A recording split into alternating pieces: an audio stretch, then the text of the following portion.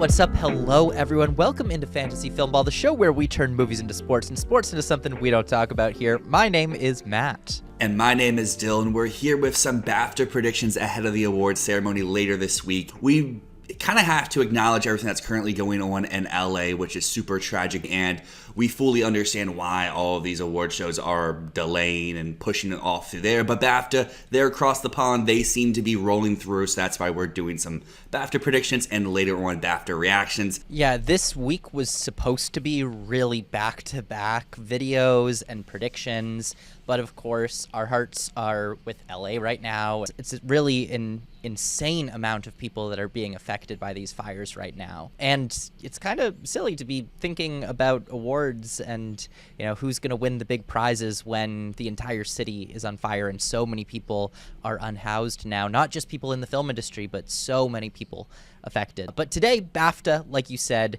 pretty far away from all of that. So we are going to be predicting these nominations, which release on January 15th. Uniquely for BAFTA, we're not just predicting out of an infinite list of films. They have long listed, so we know the top 10 or so in every single category, and we just have to pick the nominees out of that list. So Best Film, I am expecting a win for either The Brutalist, Conclave, or Emilia Perez. So those are my top three, and rounding out my top five, I'm going with Anora, and maybe controversially, A Complete Unknown. That performed extremely well on the BAFTA long lists. It's clear that there's a lot of passion for A Complete Unknown, and while it might be tempting to go with something like Wicked, I am expecting Wicked to perform a little bit like Barbie here, where it does well, but not exceptionally well as it did at many of the other awards bodies. So that is my top five currently. Yeah, I think the four that you said should be the consensus for across the board for most people predicting here. Conclave, Brutalist, Emilia, Anora. You can have whatever order you want, but those four feel very safe for a nomination. It's really that fifth slot, like you said, and I mean, there's people out there predicting The Substance, there's people predicting Wicked, there's people out there still predicting Dune Part 2, which when nominations first released was my number 5, but the trajectory over the last month with this long list has made it seem Dune Part 2 is out, and I will be agreeing with you with A Complete Unknown. The industry is really showing up for this movie. The guild support, and I'm sure when we get some more of these nominations over with the American bodies, it's going to continue to show up with like ASC and PGA, and the strength for A Complete Unknown is going to continue to get stronger. So that's why I currently have it as my number 5. But if Wicked does show up, it shows that Wicked is a real strong contender. And the same thing for The Substance. If it gets in here, it shows that, hey, it may actually be top 5 at the Oscars the further we get inside the race. The Substance is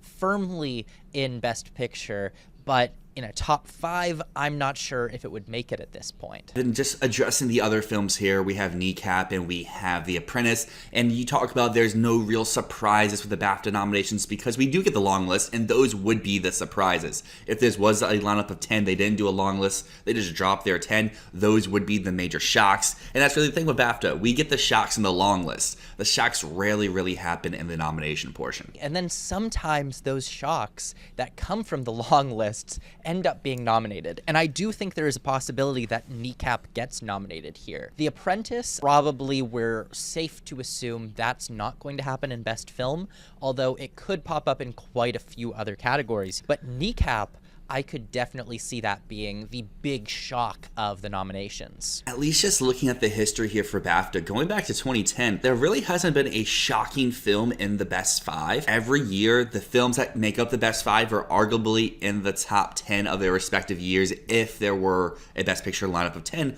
going further back. The only film that really breaks that trend would be The Mauritanian in the 2020 season. Before that, the last one I can think of is 2016. They went with I, Daniel Blake, Ken Loach's film. With that, it was very clearly a British bias coming in, but we don't need to see that with Kneecap. I just do think that there's still a chance that this shows up. Well, that will move us over to Best Director, where I kind of feel like it's pretty similar to Best Film. While we do get 6 nominees here at the end of the day, I feel like there is a pretty strong top 4 that you can go with, and then it's really just what is slot 5, what is slot 6. And then in any order, you have Brady Corbet for The Brutalist, Edward Berger for Conclave, Jacques Audiard for Emilia Perez, and Sean Baker for Nora. And I mean, most people would probably also lump in Corley Farjad for The Substance in that pretty locked, pretty safe. Top 5, I think that she is there as well. It's really, what is 6? Are they going to go with a second woman? Or are they going to go with all 5 men? And it's really Payal Kapadia for All We Imagine Is Light or Denis Villeneuve for Dune Part 2. They didn't do Denis last time, so I don't think they'll do him this time because no one else is doing him this time. Well, this is the thing. Other than Payal Kapadia and Denis Villeneuve, the rest of the category are write-offs because Nora Fingscheit for The Outrun, not getting nominated. Ellen Kuras for Lee, not getting nominated. I mean, I could see a shocker nomination for Alice Rohrwacher for La Chimera, and I might actually consider her above Denis Villeneuve at this point because that film does have such artsy credit to it, but I don't see why you would go with Rohrwacher when you have Payal Kapadia there. So I'm going with that top 4 that you just mentioned, Coralie Farja, which I do think is top 4. I think she's stronger than Edward Berger right now, and All We Imagine Is Light is my number 6. I have the exact same 6, and honestly, I would be pretty surprised if anyone else really cracks this top 6. It would be nice to see Denis Villeneuve do it, but that's just not the trajectory that that film is on right now, unfortunately. It's tragic, but I think it would be really funny if only one major precursor was going to do him. It would be BAFTA, not DGA, not Globes. It would be BAFTA.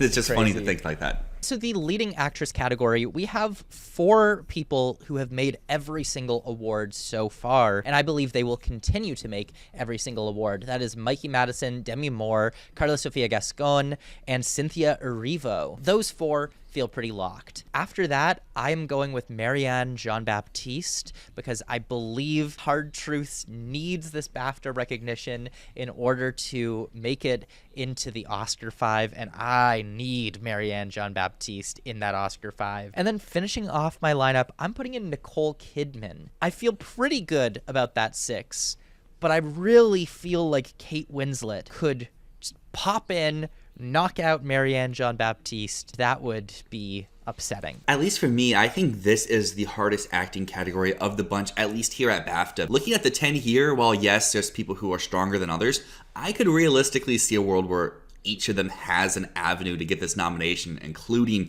Amy Adams, including Marissa Abela for Back to Black, because looking at the track record here, I mean, last year, Vivian Oparah from Rye Lane got in. The years before that, there's always like one random person who's not really in the overall Best Actress field who kind of finds their way into a nomination here at BAFTA. And yes, the further we go back, we introduce the juries and all of the trickery that included. So it kind of skews the overall outlook of this. So like, I'm not predicting either of them, but like, if one of them happened, I wouldn't be completely shocked because the people who they could overtake have, let's say, less than positive outlooks here at the BAFTA, at least according to the rest of their films. Marianne Jean-Baptiste for Hard Truths, her film underperformed, I would say, a little bit. It missed out on the original screenplay long list, and you would think maybe that film seems more up the best film alley than something like The Apprentice. And then, I mean, Nicole Kidman for Baby Girl seems like she should be assured for so many of these nominations throughout award season, and she continues to miss.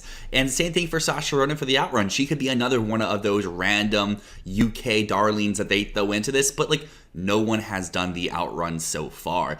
And unlike Rye Lane and unlike some of these other films in recent history, those films weren't expected to do anything. The Outrun was. So that's why I have the top 4, and I do have Kate Winslet in my lineup as my number 5, and then I have Marianne Jean-Baptiste at my number 6. Marianne Jean-Baptiste could be on a Sally Hawkins in Happy-Go-Lucky trajectory, where she sweeps the trifecta, does incredibly well with critics' circles, and then misses the BAFTA, misses the Oscar, despite being in a Mike Leigh film that has good reviews that the Brits should love, just can't connect. Very possible for Marianne Jean-Baptiste.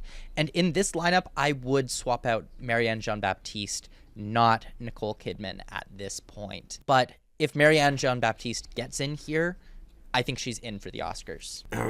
I don't have Jean-Baptiste in for the Oscars, so I guess I will leave Nicole Kidman and have Baptiste as my odd one out. I haven't seen Hard Truths yet, but from what all accounts, she is phenomenal in that movie. But I have seen Nicole Kidman in Baby Girl, and I think she is wonderful and amazing in that. So I guess I will die on this Kidman hill. I missed her with SAG. I missed her with the Golden Globe win. Might as well write it out here for the BAFTA 6. I hope I didn't just steer you in the wrong direction there. I really hope that Nicole Kidman actually gets in. Anyways, let's move to Best Leading Actor, where there's a pretty clear top 4 at this point, at least for BAFTA. And that is Adrian Brody, Timothée Chalamet, Ralph Fiennes, and Daniel Craig. Those 4 have made it everywhere, as well as Colman Domingo. Colman Domingo has also made every single awards nomination that he possibly could. Golden Globe, Critics' Choice, SAG. That said, Colman Domingo is going to be weaker at BAFTA than he has been at any other body so far, because Sing Sing was not embraced at BAFTA the way that it has been. Well, I mean, it really hasn't been embraced many places this season, unfortunately.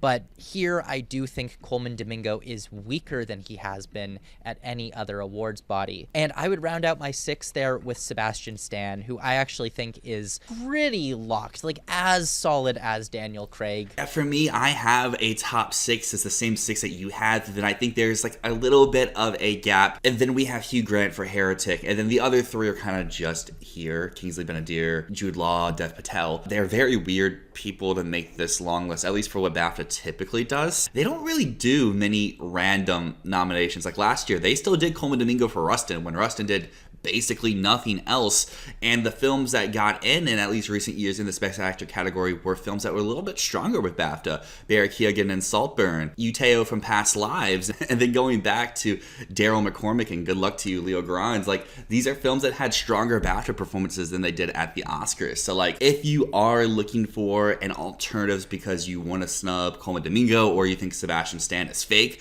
like, I don't know who it would be, because the rest of these didn't really have strong BAFTA performances. So like, they didn't get extra long lists that they weren't really expecting. So I'm gonna run those 6. I guess I would put Domingo at my 6, but I still think that he's good here. I agree with you. Colman Domingo is at 6. And we have to keep in mind when we're talking about these weird nominations in past years, Uteo or Daryl McCormick, people that weren't really in the awards season race that showed up in BAFTA, it's because of the jury, which doesn't exist this year. What year did the jury become a thing? Jury became a thing in 2020, and it stopped being a thing this year. Well, if you want to go to the last 3 years before the jury, 2019, all 5 people there got the Golden Globe. 2018, everyone there besides Steve Coogan and Stan and Ollie were eventual Best Actor nominations. And then in 2017, 4 of the 5 were in our Best Actor lineup, with the only exception being Jamie Bell and Film Stars Don't Die in Liverpool. So like, pick the real Academy people in the race and throw in one British-centric person. But I mean, honestly,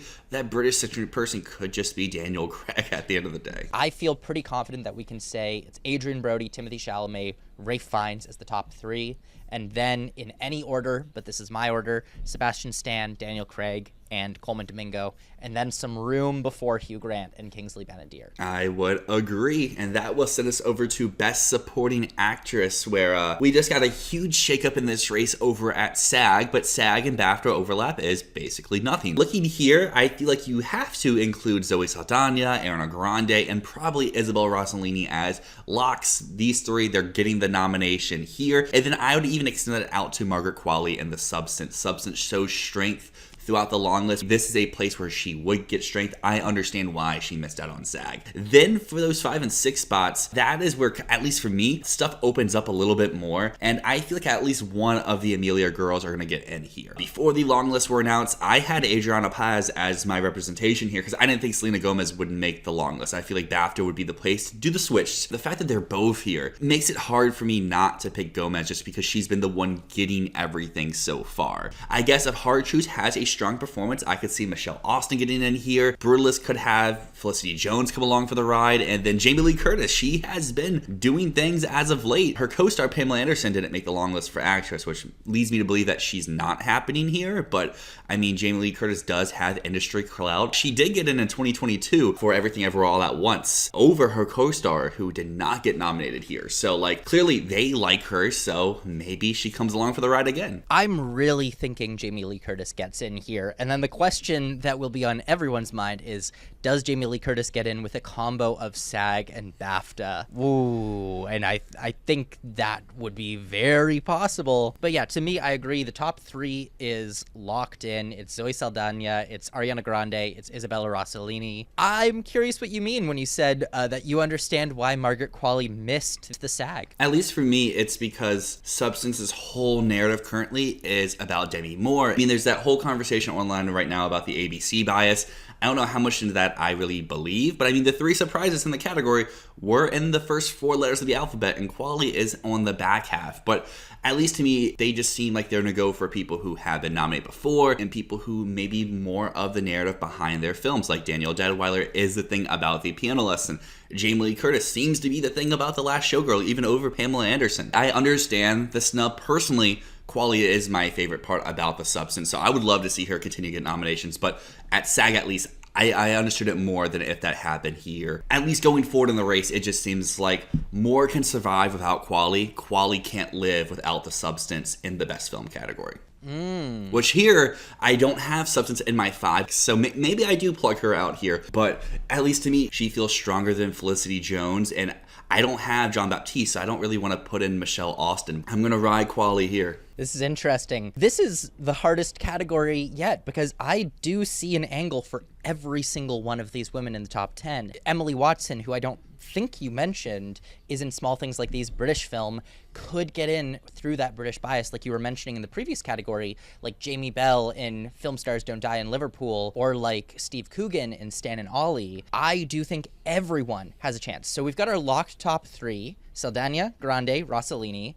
I am going to go a little bit off here. I'm not going Margaret Qualley. I'm going to keep her out because, like you said, can she survive without her film in Best Picture? Because I do believe in Marianne Jean-Baptiste, I'm putting Michelle Austin here. And we have seen at a few critics groups that when Marianne Jean-Baptiste wins, Michelle Austin wins too. After that, I'm going to go with Jamie Lee Curtis for The Last Showgirl and round up my 6 with Felicity Jones for The Brutalist. I could be very wrong here. I could see Selena Gomez pop up. I could see Adriana Paz pop up.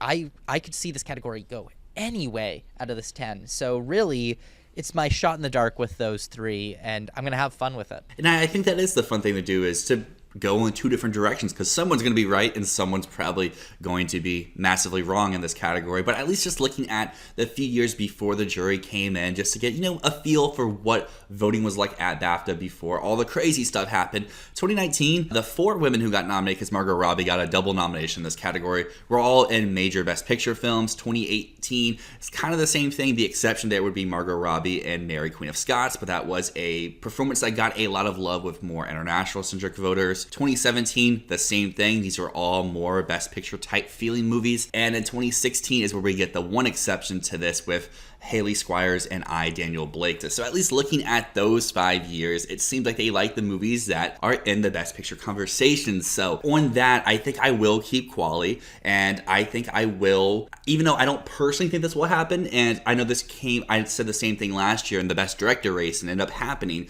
I think I'll keep both Paz and Gomez and hope that I get one of the two. Maybe there's a chance that both of them get in, but I'm just more hedging my bets. I think Amelia's getting 2 supporting actress nominations. In reality, I probably should keep, personally, I think Paz is stronger here. So I probably should keep Paz and Jamie Lee Curtis, but I think I'll keep Paz and Gomez and just hedge the bets. Look, if Amelia Perez couldn't get a double nomination at SAG, I don't think it's going to get a double nomination here. I kind of feel like Selena Gomez might be at the end of the road. And the nail in the coffin would be if Adriana Paz got in and not Selena Gomez. That is a great point, but at least to me, one thing I want to bring up with SAG, and I know this is not the best track record or the best one-to-one parallel, is on the TV side for Only Murders. She never gets nominated for herself. So if she couldn't get in for herself in a TV show, in retrospect, it's kind of hard for me to believe that she would get in for a movie that's a little bit more divisive and the TV show's more acclaimed, and while she is the only one in that category. So that's kind of my thinking with SAG. But again, she could be the end of her road. She has been very spotty throughout the season so far. So let's go over to Best Supporting Actor. This category has been pretty shaken up recently because Kieran Culkin is our only constant through the race, basically. He's winning, he's sweeping the season. Do either of us get it? Not really. Guy Pearce seemed to be the only person that could topple him and was just inexplicably missing from SAG. You could say alphabet bias. That didn't affect some of the other people in the race, like Zoe Saldana, for example, who got in despite being in the back half of the alphabet, or Jeremy Strong, who made it in past Guy Pearce. So whatever, we're not going to talk about that much, but I would say Kieran Culkin, Guy Pearce, Edward Norton, Yuri Borisov, Jeremy Strong, those 5 feel like locks. What you do for number 6 is all up to you. I'm personally going Stanley Tucci because I think Conclave has the strength here, has the weight to pull that extra nomination that hasn't happened anywhere else. But you could go a little bit wild and you could predict Denzel Washington's first BAFTA nomination for Gladiator 2. Why he would make it in here when he hasn't made it in a few other key places, I don't know. I don't know why BAFTA would make this his first nomination ever. You could also go for a double nomination for Mark Adelstein if you want to go with Borisov and Adelstein. That has not happened anywhere, though. It would be a little bit futile to try and predict it happening here, even though I do see an angle for it. And of course, our fallen angel, Clarence Macklin, should have been sweeping the season, but here he is on the cutting room floor. Sing Sing is likely done, especially at BAFTA, but Clarence Macklin unfortunately doesn't seem like he's happening. Yeah, this category is one where if there's only 5 nominations like old BAFTA, it's pretty easy. You throw in that 6th slot and it's like the possibilities are endless. Over this past weekend at work, I actually listened to all the actors and I kind of understand Kieran Culkin now. He's very fun to listen to and very personable, and you can tell that just in that room with Colman Domingo, he can do this in front of one person, he can do it in front of 1,000. So I understand why voters would be like, oh my gosh, I want to vote for him, especially in a category really lacking any real competition. Edward Norton's the only person who's had every precursor, but he's getting 0 win buzz for that performance. But yeah, I had the same top 5. The 6 slots really what I don't know what to do, because especially going back to like the BAFTA track record pre-jury, they don't really do many like wild random things outside of Hugh Grant and Paddington 2. Most of these nominations are from movies that are pretty strong or at least had one major precursor ahead of it. And then going to post-jury, that's where we get some crazy stuff. But again, most of these people are in very strong movies, and the people who are out of random left field, it could be like Michael Ward and Empire of Light, but again, that's very UK skewing. And then last year, we only had 3 Oscar overlap, and the other 3 were in Saltburn, Strangers, and Holdovers, which were films that did pretty well with the BAFTA at large. And this year, I think you're right. Tucci is the one that makes sense to fit into what they've recently been doing. But I mean, like, we say, like, oh, there's no way this could be Denzel's first. I think that's pure BAFTA bait to make this Denzel's first. A very European-centric film, and I know you can debate. What? By that, I don't mean the subject of the movie. I meant that it is a Ridley Scott film with a very European cast besides him. If anyone was going to, we saw Gladiator 2's performance on the long list, maybe it's BAFTA. And I think it would be like the best Moore move from them. Like, we shun you for your whole career. You tried to get the BAFTA by doing a Shakespeare play, and we still snubbed you. But guess what? You're in for playing yourself in a Gladiator movie. But I don't think they're doing that. After he missed SAG, I think that was basically killed. And Macklin could get in, but again, him missing SAG, I think, was the nail in the coffin for him. So I think that you really have to pick between 2. You pick between Tucci, you pick between Edelstein for Honora, and if Honora is very strong here at BAFTA, a possible win contender here at BAFTA, this is where the strength would come for. But I am going with Tucci because he at least fits in with these people like Jacob Elordi or Paul Mescal, where they're in films that they seem to like more than other places. In Best Original Screenplay, this is a category that I think is going to shake up quite a bit from what we expect from the Oscars. My top 3 here: Honora, The Substance, The Brutalist. I would typically say A Real Pain is guaranteed with those, but A Real Pain isn't in picture here. It didn't make actor for Jesse Eisenberg. There was a very small showing for A Real Pain. I believe that the only long list it got was Kieran Culkin and Original Screenplay. So I do not have A Real Pain in my top 5. Instead, I round out my top 5 with Kneecap and All We Imagine Is Light. I also think The Apprentice has a pretty good angle to make it in there. Some might say, and I believe you probably will, that The Apprentice is above All We Imagine Is Light because it has the film long list, while All We Imagine Is Light has director instead. But I do think, given the chance, All We Imagine Is Light will be a little bit stronger. It's going to get that directing nomination, while The Apprentice is going to show up in the acting categories. And I could also see a world where A Real Pain just shows up anyways. I mean, last year, American Fiction wasn't long listed for Best Film, and it ended up winning Adapted Screenplay over multiple films that were nominated in the Best Film category. Challengers, maybe if you're feeling adventurous, you could put that in here. I feel like it would really need this in order to secure its spot at the Oscars.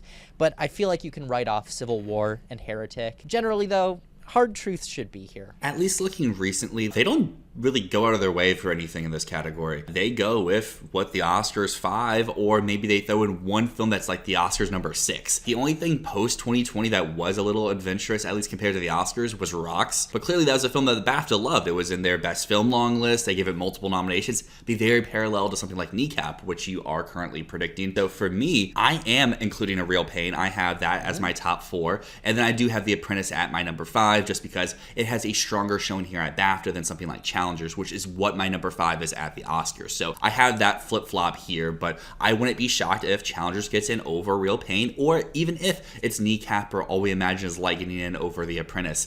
I just feel like the top 3, like you said, are pretty secure. A Real Pain, despite it not being in film, if we think Culkin's winning, that means people are watching the film and they're like, well, why is Culkin winning? So because of the script that he was given, and I think that will come along with Culkin. Because if Culkin is the only nomination for Real Pain here at BAFTA, I don't think he wins. That's why I have A Real Pain, and then The Apprentice rounds out, just because of the overall strength here, even if I'm predicting Challengers for the Oscar. And as I just said, BAFTA typically goes for the Oscar 5, and if not, it's the number 6 movie, which currently I guess is The Apprentice for me at the Oscars. So in Adapted Screenplay, this is one where I feel like there's no way around breaking from the Oscars 5. Although it's pretty questionable, what is the Oscars 5 now, even with Nickel Boys and Sing Sing both sort of tanking? So at this point, my top 5 at the BAFTA is Conclave, Emilia Perez, Dune Part 2. A Complete Unknown is showing the strength that it needs to get into that top 5, so that is there for me as well.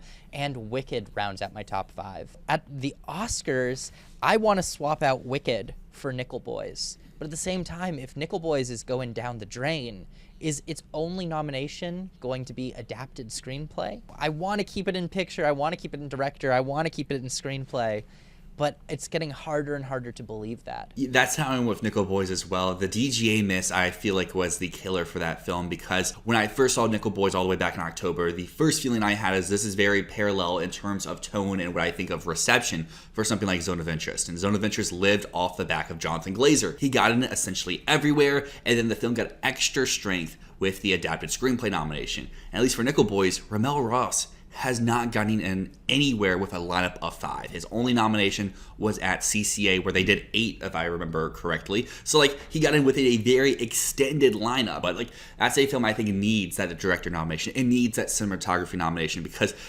it would be so weird if that pulls a Women Talking. It's just picture and screenplay. It's not that type of movie. In fact, I could have seen a world where it was just in director, cinematography, and misadapted screenplays. So it's weird that adapted would be the one nomination it gets. So I currently, sadly, have Nickel Boys blinking at large at the Oscars, and I do have it missing here at the BAFTA. Just looking in recent years, they typically have a curveball here, like you were talking about. Like last year they had Strangers, 2022 they had The Quiet Girl, 2017 was a complete, hey, we're doing our own thing type year. They only had one overlap with the Oscar. So I had the same top 4, and at least the further we go into this, the more I realize Sing Sing is on a good amount of these long lists. So maybe I should be rethinking Domingo's strength overall, and maybe Macklin could surprise, because it's here in screenplay as well. And just looking at other films, Wicked is one that I think, as you said, is most likely the number 5 here. But if we see Kate Winslet get in for actress, Lee could come along. Same thing with Amy Adams and Night Bitch. But I think I'm gonna throw in Sing Sing. No, I can't do that. I'll put in Wicked. Sing Sing, I think it would be weird for BAFTA to do it, but I just don't feel great about Wicked's screenplay chance, because if he's in screenplay at BAFTA, it should probably be in their best film lineup. That just shows extra love that Wicked probably doesn't need from a body that is not showering it with nominations from top to bottom. That's a good point. If Wicked is missing some of those other places, why would it make Screenplay? But I mean, I don't think Wicked is that far out for best film at BAFTA. No. I think that could easily be the fifth slot, and at least to me, it's just like I guess the same thing extends to A Complete Unknown. Why would they make Adapted if they're not in their film lineup when they have scripts that have been getting more acclaim throughout the season here? And especially they have more UK-centric scripts like The Outrun and like Ali that could kind of lean in here. Hear me out. What if Dune is the one that misses? I don't believe Dune would be the one. A Complete Unknown and Wicked are both stronger at BAFTA than Dune, seemingly, right? Yeah, but I at least to me, Dune seems more of the writing achievement. And at least that seems like what awards bodies are kind of doing this season, is saying, Denis, you adapted this film remarkably. At least the reaction I'm getting from a lot of these places that are going out for Dune's screenplay and not Dune's director. If we're making the argument that Wicked is showing strength and, why would it be in the adapted screenplay lineup if it's not in best film, the same could go for Dune. So I don't know. I feel like it's contradictory to have Dune in and say, but I can't have Wicked in without it being in best film. Either of them are vulnerable. So yeah, Dune made it into best film last time around, and while I don't think, just like Wicked, Dune is dead for best film here, it is the least likely between A Complete Unknown, Dune, and Wicked at this very moment. So I get it. I'll put Wicked in. It'll be my 5, and it's weird saying that coming from me because I've been like the Wicked soldier in awards season. In fact, I'm doubting it here and Adapted. But yeah, I'll throw in Wicked, but I'm going to be so sad when Sing Sing ends up getting 3 nominations. I'll be happy sad. Sad because I removed it from all these predictions, but happy that it's getting those nominations. Oh man, I want Nickel Boys in the Oscars, so my heart is telling me to hope dick something here and put Nickel Boys in. I think if you have it for Oscar, you kind of have to. At least in recent years, the borderline Oscar contenders in screenplay got a nomination at BAFTA. All right, I'm going with Nickel Boys then. It's the WGA winner,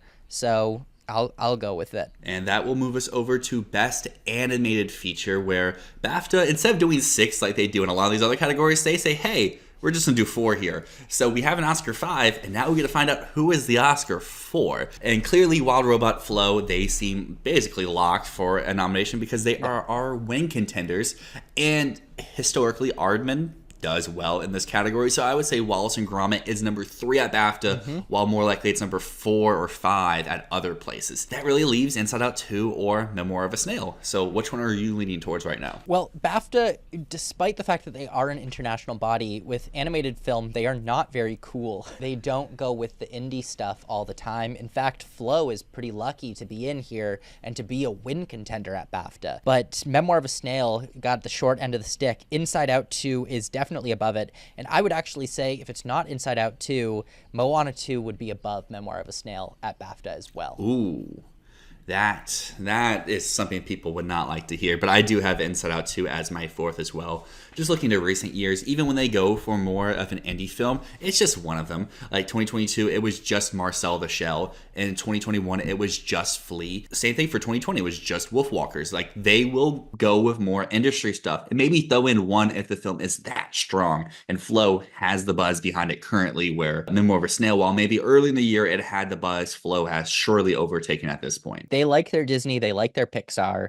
They will go with those movies. So the top 4 for me is very clearly Flow, Wild Robot, Wallace and Gromit, and Inside Out 2. So we're going to go over to Best Casting. And I think just based on the long lists, based on all of the people that made it in from this cast, pretty clear Emilia Perez is the front runner for Best Casting. Something that we see patterns of with the BAFTA casting category is you win if you are a win contender for other acting categories. You win if you got kids. You win if you are casting for real people. Emilia Perez, Complete Unknown are both very strong here. I would also say Anora is very strong in the category. Conclave has a large ensemble, and I think it looks pretty solid. And I would round that 5 out with Wicked. But that said, Blitz, I'm looking at, and I'm thinking, what could I swap out for Blitz? Blitz has the kid angle. We know they love children in this category. This is, I think, the most interesting category at BAFTA because next year the Oscars will have this category as well. So this is really our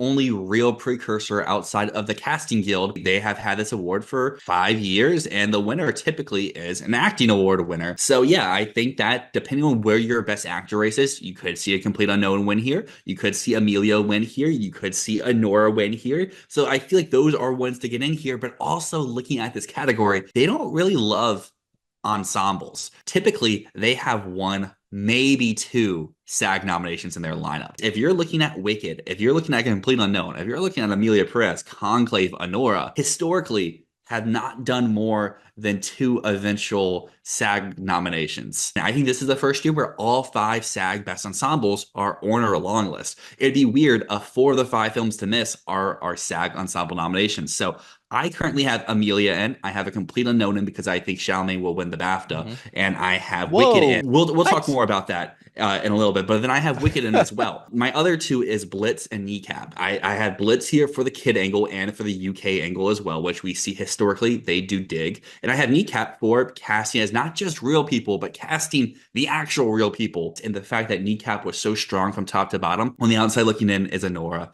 is Conclave, is The Apprentice, and Brutalist too. Back to Black is the only one I think is 0% shot to get into this category here. God damn, you've shaken up my resolve because I did just have the SAG 5 and I didn't realize that I just had the SAG 5. On further looking, Amelia Perez stays at my number 1. I'm going to go a Complete Unknown number 2. I'm going to remove Conclave because, like you said, they don't go for the ensembles where they're casting all of the small roles. They like to go for the ones where they're talking about the big actors, casting those major roles. So I'm going Wicked. That does have the angle of casting the big major roles. Who would have thought Ariana Grande could do that? I am going to go The Apprentice because casting Sebastian Stan as Donald Trump, it's the type of thing that they like. They love casting those roles that are real people and having someone who comes in and nails it. And then I'm going to go with Blitz as my number 5 over Honora. And I might regret that because Honora has so much strength at BAFTA. Looking at last year, they did Holdovers, which won the award. It had a parallel acting win, it had a child, and it had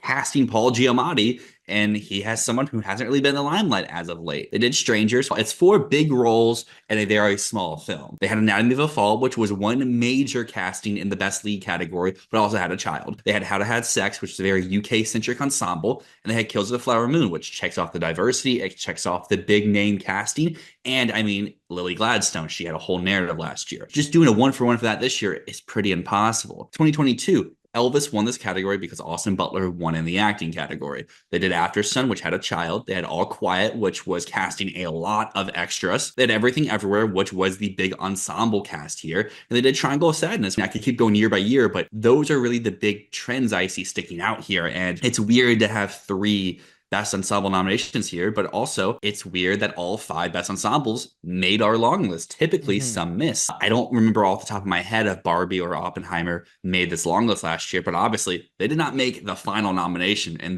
those were the number 1 and 2 movies at SAG last year. And keep in mind, Poor Things didn't make it last year, despite being that small ensemble that was so strong, despite the fact that Emma Stone won Best Actress, despite the fact that they had so much strength overall. So anything's vulnerable. You know, I said at the start of this, Amelia Perez is like our front runner. It has the casting, it's got the kids, it's got diversity. Every single one of the people in that movie got long listed for their respective categories. If Oppenheimer missed last year, if Poor Things missed last year, then like what the fuck are we doing here? Like anything could miss. I am gonna hold Amelia Perez, a Complete Unknown, Wicked, Kneecap, and Blitz is one I kind of want to take out because Amelia kind of checks off the kids box. Wicked, to a much lesser extent, kind of checks off the kids box. Do we need 3 films with kids here? And Apprentice, you make a great point. It's casting Donald Trump. It's casting Roy Cohn. They nominated both of those actors on the long list, and we're projecting nominations for them. I'm not going to overthink it. I'm going to keep Blitz at my 5, and I'm going to hope to go 3 out of 5 in the category. But let's move to Best Non-English Language Film. I feel like we can safely say Amelia Perez, All We Imagine Is Light, Kneecap, they all have mentions in other long lists. They all have nominations in other categories. So it's pretty easy to say those are the top 3 here. After that, I'm going with The Seed of the Sacred Fig and I'm Still Here to round out my top five. Now, that said, La Chimera did make the director long list and could easily slide into the top five over Seed of the Sacred Fig or I'm Still Here. And we can't forget Flow, which has been picking up steam all over the place and will be possibly the animated feature winner here. So that could make it in too. But for now, that top five just looks too strong. That is a wall. How do you get through it? Well, the way you get through it is winning the other category because we saw that last year of 20 Days in Mario Pool getting into this category when it won the documentary feature category. So that's why I do have Flow into my lineup. And the thing I'm noticing looking at past years at this BAFTA non-English language film is there's always usually one film that is not anywhere on the Oscars radar. And you could say that is All We Imagine Is Light this year because it's not eligible for the Oscars. So I do have Amelia at one, All We Imagine Is Light at two. I then have I'm Still Here, Kneecap as my three and four. I think I'm Still Here is strong enough from everything else outside of BAFTA to get its way inside this category. And then Flow is my five, with Fig at six and La Chimera at seven. And then I don't think Needle, Monte Cristo, or Black Dog really has much of a fight here. Girl with the Needle missed the cinematography long list. That seems pretty inexcusable for that film to kind of sneak its way into this category. But I guess you could say the same thing with I'm Still Here, an actress. There's not really a reason why that should have missed. I'm going to do something weird here, actually, now thinking about it. And Brazilians, please don't kill me. I love you. I support Fernando Torres. I'm going to swap I'm Still Here out for The Count of Monte Cristo because it Ooh, I like sounds it. fun. It sounds like something that they might do. Count of Monte Cristo is a big action adventure, fun time at the movies. And I do think if France had submitted it over Amelia Perez, it would be in the lineup. One little stat from Wikipedia is the multiple time winners in this category is Pedro with three, and then Jacques Audiard and Walter Salles with two. Ooh, Fun that okay. three of them released films this year and two of them are eligible. Interesting. Okay, that makes me feel more like I'm Still Here makes it. Okay, I'm keeping my original five. Ignore me. Count of Monte Cristo is lurking on the outside. It's looking in and being like, ooh, who do I take out? So maybe Seed of the Sacred Fig gets crushed. Best documentary feature, Sucks. like international feature, the BAFTA hates a 5 for 5 overlap. In fact, they hate a 4 for 5. Some years they do it, but majority of the time it is 3 for 5 or less. So I would not just throw your Oscar five as No. this five here. And that's why It would I be currently hard to have because there's only like six of the Oscar shortlist are here. I have a current 3 for 5 overlap. I have no other land continuing its domination of the category. Black Box Diaries, Daughters, and then my two switch ups will be The Remarkable Life of Ibelin and the BB Files. I should cut myself off real quick.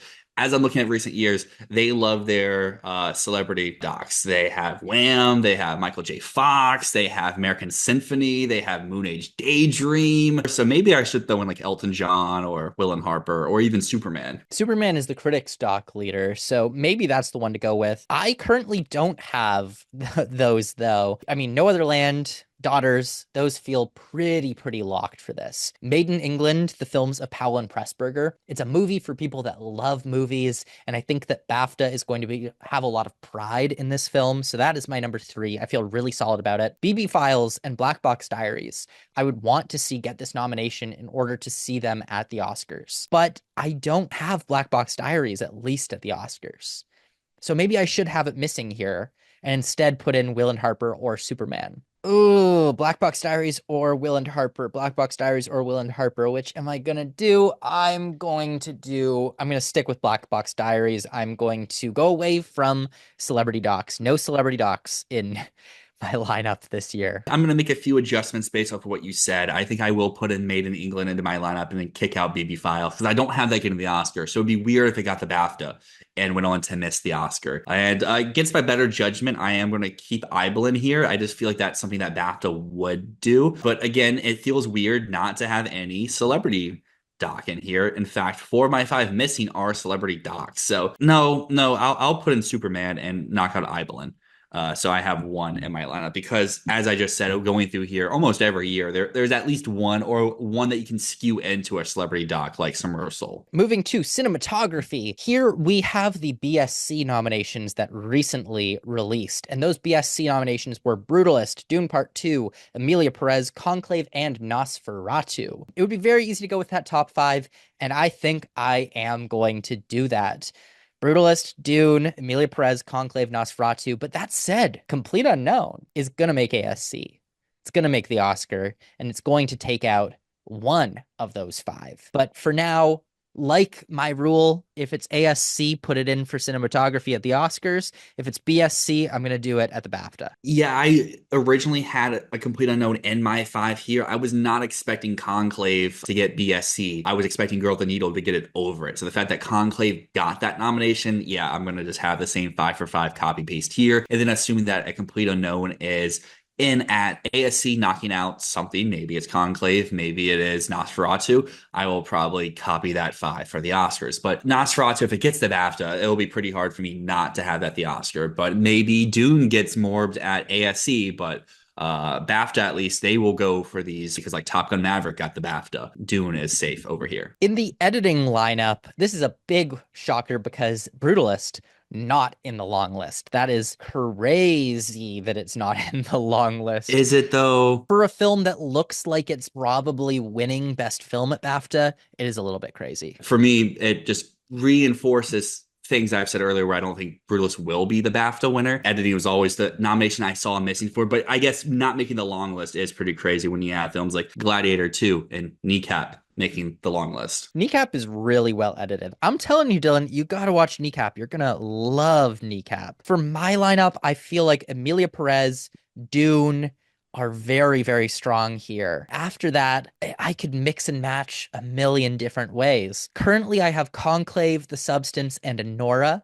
And on the outside, got Kneecap, A Complete Unknown, Challengers. But I feel like that top 8, okay, you could mix anyway. This is hard. Looking historically in this category, especially as of late, they do fun things. And usually if the fun thing is nominated, it is in contention to win the category. But in other times, they kind of just copy paste their best picture 5 in this category. If not that, at least 4 for 5. So I would say, depending on what your 5 is for picture, you should at least have 3 of those in. So that's why I currently have Anora, Amelia, and Conclave in my lineup. And then I think we'll have a very similar year to something like 2021, where we had 3 Best Picture nominees, a very fun nomination that year was Summer of Soul, this year's Challengers. And then we have the blockbuster editing of No Time to Die, which correlates with Dune Part 2 this year. So, but I could totally see Substance get this nomination if Substance takes out A Complete Unknown.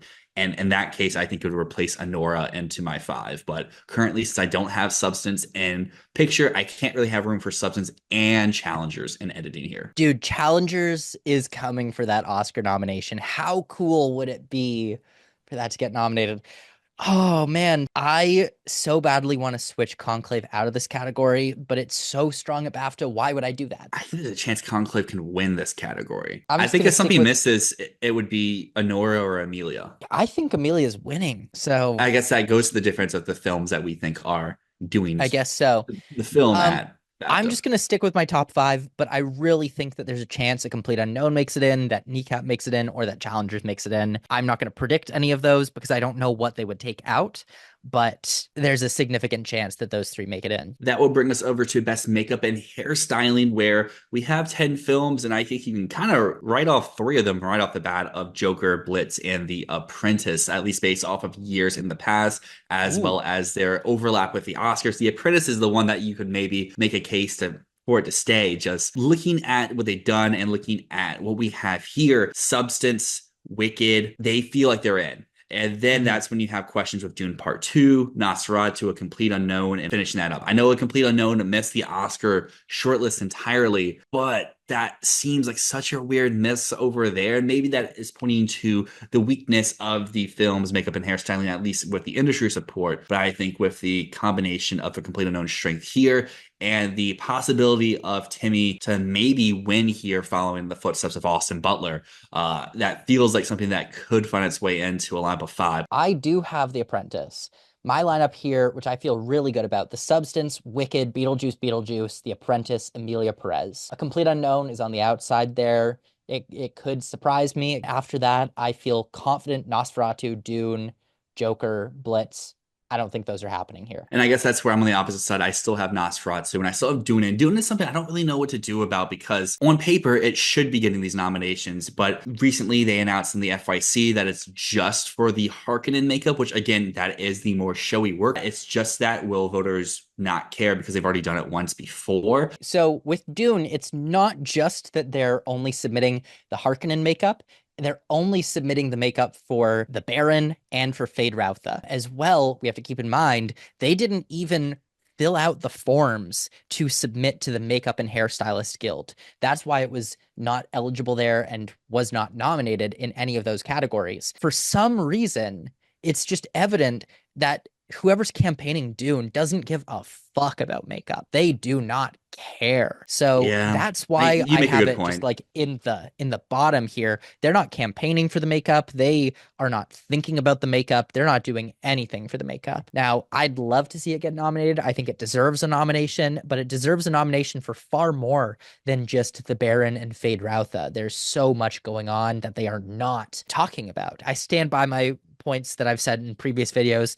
Nosferatu is too dark for the makeup to be a big showcase because the whole point is you can't see it. I think I agree with your point about Dune. After sitting with it a little further, I'll switch that out for The Apprentice at my 5 slot because I do have Sebastian Stan getting in. It's just The Apprentice and A Complete Unknown is just weird for me because at least when you watch those movies, A Complete Unknown is much more the showcase in both of those departments, where The Apprentice is the one that made the Oscar shortlist. And I mean, BAFTA seems to like it a lot. So with the combination of the Oscar shortlist and these BAFTA mentions across the board, which I mean, A Complete Unknown has too, but I'll put in The Apprentice as my 5. In terms of makeup, just thinking about what they actually did on those productions, Complete Unknown really just has like a prosthetic nose for Timmy. Whereas The Apprentice, it might not be super flashy on facial prosthetics, but they do have like a pretty elaborate fat suit going on that does change and grow through the movie that has hair on it. And they also do adapt a little bit Sebastian Stan's jawline to make him much more Trumpy than he normally is. All of the work making Jeremy Strong looks so gaunt and pale. There's a lot of work that's sort of unrecognized there that I feel like we should have been thinking about all those months ago when The Apprentice was seen and we went, oh, it's not a makeup thing. It's not a makeup thing. Our next category, though, is going to be over in production design. The top 6 films I would say for the Oscar are here. So I would say pick your pick between Wicked, Dune, Brutalist, Conclave, Nosferatu, and A Complete Unknown. Ooh, I would say Blitz instead of A Complete Unknown there because Adam Stockhausen is a fave. He's a fave with the BAFTAs. He's a fave with the Oscars. So to me, I'm sticking with a lineup of The Brutalist, Wicked, Dune Part 2, Blitz, and Nosferatu, with Gladiator 2 right on the outside. The reason why I currently have A Complete Unknown at my number 5 is if we have this film in our best film lineup, it needs some other nominations to show its strength here at BAFTA. It's not just going to be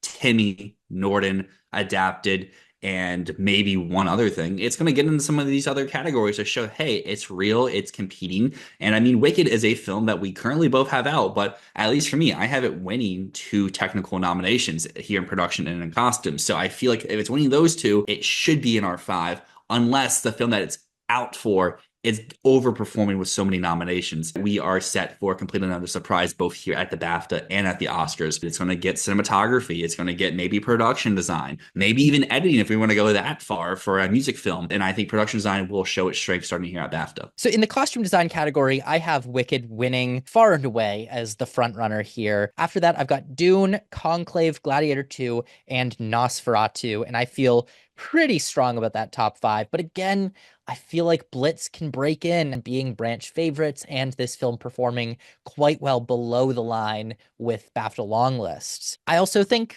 like you're saying, A Complete Unknown could show some strength here. Yeah, Complete Unknown is currently my six. I had the same top five as you. And at least for me, for Blitz, if Blitz were to get in one, I think it's getting in all of them. And I think that goes back to previous films that showed strength in the below the line categories that weren't a thing in picture, like Napoleon last year or Babylon. These are films that got the majority of all the technical nominations that they were longlisted for while being pretty absent above the line. Well, granted, both those films were probably stronger at this point in the race than Blitz is. That's currently why I have Blitz missing all of them, is due to the weakness of the film overall at this moment. But if it's equal to something like Napoleon, I think we get in all the ones here, and that would carry over to the Oscar as well. But currently, I do have Blitz blanking at the Oscar, and here I think I just have it in for casting and British film. In the visual effects category, Dune is winning.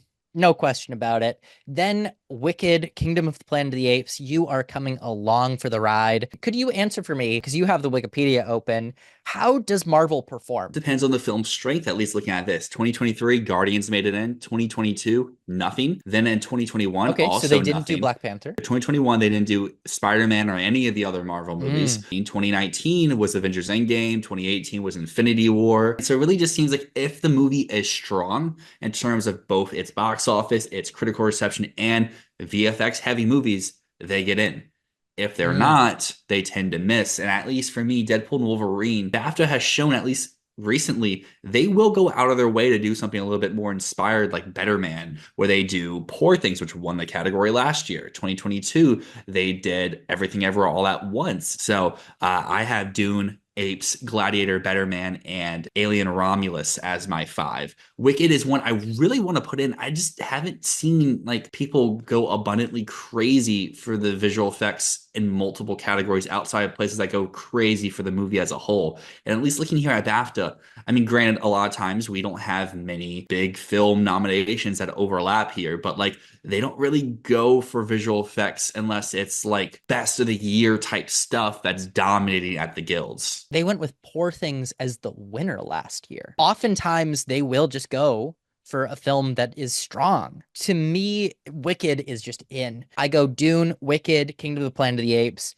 Alien Romulus, and Gladiator 2. I have Better Man on the outside. It's clear that even the Brits who were supposed to love that movie didn't really go out for it. They didn't go out to see it. It's not making money even in the UK. So I don't know. I feel like it's not as popular as I would expect it to be. I don't think Gladiator 2 is happening at the Oscars, but that said, Gladiator 2 did perform pretty well overall at BAFTA. So I don't know why I would take it out here, even though I don't think it's happening at the Oscars. That sounds, I mean, of our lineup of 10 here, Dune, Amelia, A Complete Unknown, Wicked, Gladiator, that's my five for the Oscar. And I feel like that will be our five for the BAFTA as well. I'm not with you on that because, again, I don't think Gladiator 2 is happening. I have Blitz here. Blitz, You can okay. tell I mean, I'm that just makes putting sense. Blitz all over the place. I could see the substance make it in though, but I do feel really strong. Dune, Wicked, Amelia Perez, A Complete Unknown. That's the top four. It's just a question with your number five. Are you going with one of the big Best Picture movies, putting in Conclave or The Brutalist? Are you going with the big blockbuster, doing Gladiator 2? Are you going with the British film with lots of bombs, with Blitz? Or are you going with the horror movie that has a lot of very interesting, blood-curdling sound effects with the substance? So I feel like there's a lot of ways you could go. The only one that I don't really see an angle for is Civil War. And that will bring us to our final category of Best Original Score. And this is one where I'll be on my hill and being like, no, no, no, because we can't go five for five with the Oscar because Challengers did not make the long list here. But rarely does the BAFTA go five for five with the Oscar anyway. For me, if Challengers is in a lineup, it is winning. If it's not a lineup, obviously something else opens the door here. The five here, it seems like it's pretty open, at least to me. We have Conclave, Amelia, Brutalist, and Wild Robot, which seem like they are in our four. And then our fifth slot is kind of open. And at least looking at some of these nominations, Outrun, Beetlejuice, Gladiator 2 all seem like they're not happening. Yeah. So that leaves Blitz, Substance, and Nosferatu. And looking at recently, none of those scores outside of Blitz are done from people who have received nominations in the past. Looking at who they usually go for, they are people who are kind of newer, like Saltburn got in last year. We saw Everything Everywhere surprise here that led to the Oscar nomination. My heart tells me to go for Nosferatu, but substance could show strength here, and we've collectively not have substance really do great here from top to bottom. So it would be weird for it to get into score, but at the same time, it seems like a score they could go out for. I'm sticking with Blitz. You know, man, I'm been saying Blitz is doing well all over the place here. It's probably gonna bite me in the ass, but I'm going Hans Zimmer. It's not a great score, but it's Hans Zimmer, and it's a British movie, and it's loud, and it's also a way Yeah, to honor Dune Part 2 because it's just Hans Zimmer. that is true. That's a great point. I'm going to stick with Nosferatu, kind of the inverse of your Blitz. I have Nosferatu getting a lot of these technical ones, and I think it'll continue to show some strength here. It kind of stinks, though, that we don't have another film that is in the Best Picture lineup of 10 showing up here, because recently that is kind of what they go for when there is an open fifth slot. Or I guess more akin to Blitz, they go with someone who receives other nominations. All right, so that brings us to the end of our final BAFTA predictions.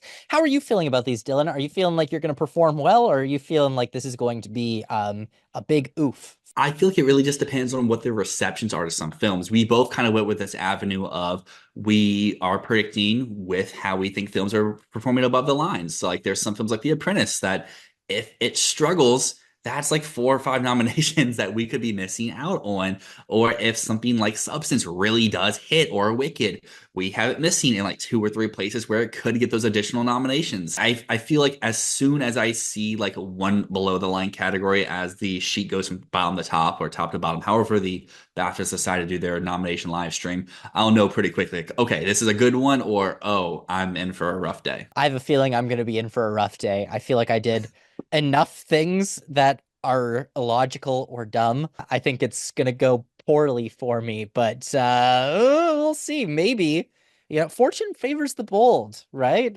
Right? Exactly. That's what the Matt Damon crypto ad told us a few years ago. Thank you so much for making it to the end of this video. We appreciate making this far. If you liked it and you're not already subscribed, consider subscribing, because we're having our BAFTA live reactions, assuming that they are going forward with their live stream on Wednesdays. And thank you so much for watching. As always, my name's Matt. My name's Dill, and this has been Fantasy Filmball.